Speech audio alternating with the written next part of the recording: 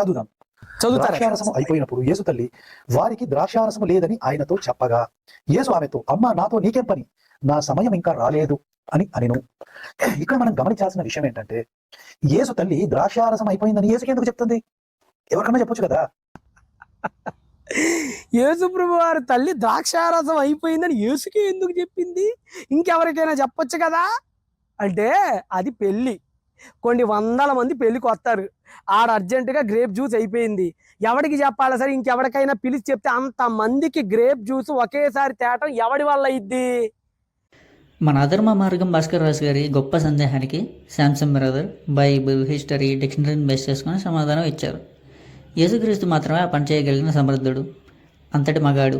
కాబట్టే మరియమ్మ తల్లి ఆయనకు ద్రాక్షారసం గురించి చెప్పింది అని చెప్పారు. ఇప్పుడు నేను దీన్ని జనరలైజ్ చేసి చెప్తాను. భాస్కర్రాజు బాబాయ్ ఎవరికైనా ఏదైనా కావాలంటే ఎవరికి చెప్తారు?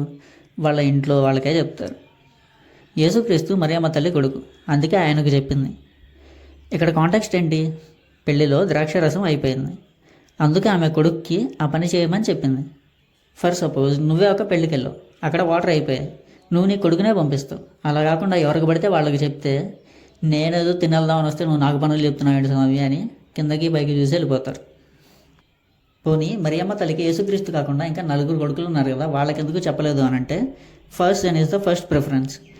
యేసుక్రీస్తు పెద్ద కొడుకు, మొదటి కుమారుడు కాబట్టి, ఆయనే ఆ పని చేయగలిగిన సమర్థుడు కాబట్టి యేసుక్రీస్తుకే ఆ పని అప్పగించారు.